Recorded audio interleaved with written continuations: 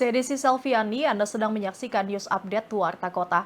DPP Partai Golkar akhirnya resmi mengusung Airin Rahmidiani Adi Sumardi untuk maju Pilkada Banten 2024. Penyerahan formulir B1 KWK dilakukan di kantor DPP Golkar Jakarta pada Selasa 27 Agustus. Hal ini sekaligus mencabut dukungan terhadap Andrasoni Dimyati Natakusuma yang sempat diberikan oleh Golkar. Ketua Umum Golkar Bahlil Lahadalia dalam keterangannya mengatakan terjadi proses panjang terkait dukungan terhadap Airin.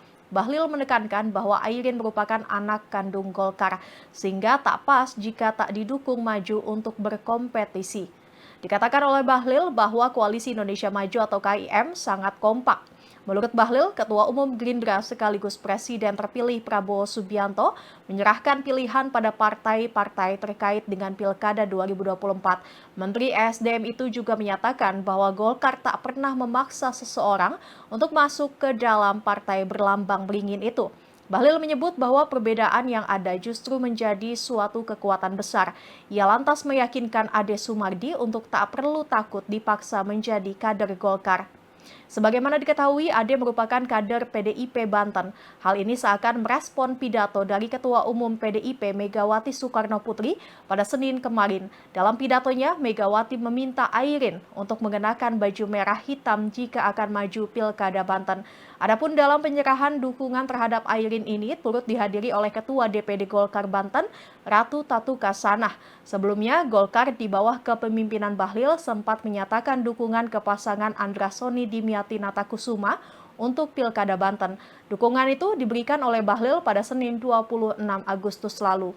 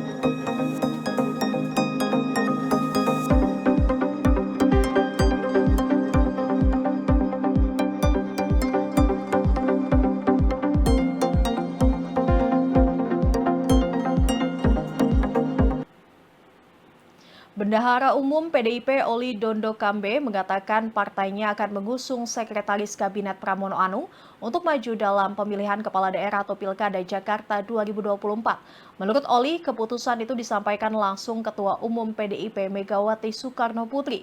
Pramono Anung disebut dipanggil Ibu atau Megawati dan diminta untuk mencalonkan sebagai Gubernur DKI. Mantan Gubernur Sulawesi Utara itu juga menyebut bahwa Pramono sendiri sudah menyatakan bersedia maju di Pilkada Jakarta. Oli mengaku tak mengetahui alasan Megawati tidak memutuskan nama Anies Baswedan. Padahal Anies sempat mendatangi kantor DPP PDIP di Jalan Diponegoro Menteng, Jakarta Pusat pada Senin 26 Agustus. Oli mengaku belum mengetahui pasangan Pramono Rano Karno akan didaftarkan ke Komisi Pemilihan Umum Daerah atau KPUD Jakarta.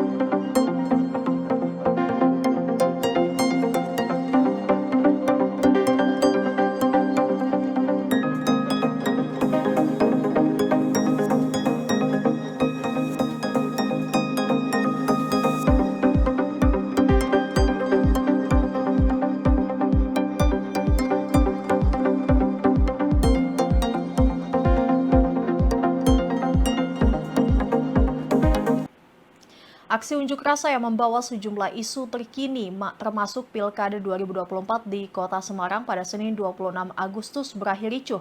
Menjelang malam, massa tak kunjung bubar, membuat petugas kepolisian menembakkan gas air mata dan water cannon. Gas air mata ini pun membuat massa berlarian, bahkan masuk ke dalam mal di dekat lokasi untuk berlindung. Suasana di dalam mal pun berubah menjadi tempat evakuasi sementara bagi para massa aksi. Bukan hanya mahasiswa saja, gas air mata juga berdampak pada warga sekitar hingga anak-anak. Gas air mata yang terbawa angin bahkan masuk ke area perkampungan warga. Mobil ambulan pun bersiaga untuk membawa para peserta aksi yang terluka. Selain karena water cannon dan gas air mata, peserta aksi juga terluka karena dipukul oleh aparat. Adapun massa yang tergabung dalam Gerakan Rakyat Jawa Tengah Menggugat atau GERAM sempat terlibat aksi saling dorong dengan polisi. Mereka berupaya untuk masuk ke gedung DPRD Kota Semarang untuk melakukan sidang rakyat. Massa yang berasal dari elemen mahasiswa, masyarakat sipil hingga pelajar ini berusaha untuk merusak pagar gedung DPRD. Pendamping hukum GERAM Tuti Wijaya mengungkapkan ada sebanyak 33 peserta aksi demo yang dibawa ke rumah sakit untuk mendapatkan perawatan. Mereka mengalami sejumlah keluhan seperti sesak nafas hingga kepala bocor. Hal ini imbas dari gas air mata dan water cannon yang membuat massa aksi terlempar.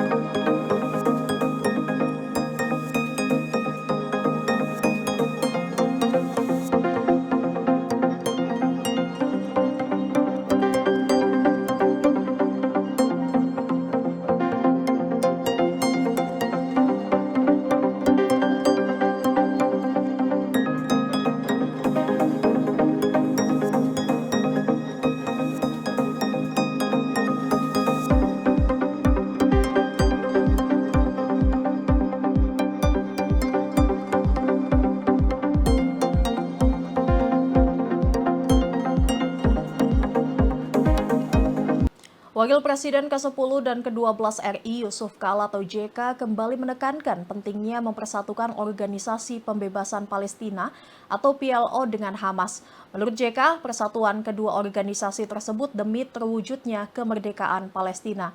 Hal itu disampaikan JK seusai menerima kunjungan mantan Perdana Menteri Palestina, Mohamed Sayyeh di kediamannya di Jalan Brawijaya Raya, Jakarta Selatan pada Senin 26 Agustus sore. Kata JK, banyak pemikiran tentang masa depan Palestina seperti apa yang diharapkan negara-negara Islam harapkan.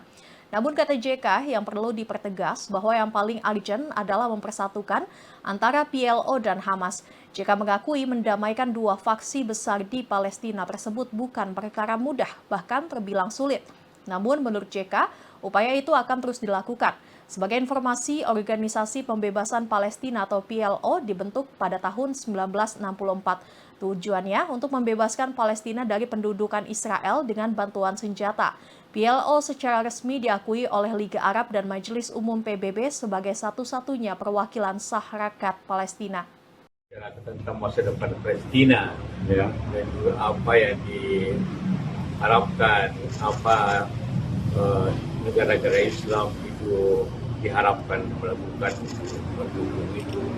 Tapi sekali lagi kita juga menjelaskan bahwa yang paling urgent ya mempersatukan antara PLO dengan Hamas, dan itu masih terus bekerja. Memang banyak hal-hal yang sulit gitu kan, tapi mereka juga selalu mengharapkan Indonesia untuk mendukung. Menteri Keamanan Nasional Israel Itamar Ben-Gvir berencana untuk mendirikan sinagog di dalam Masjid Al-Aqsa.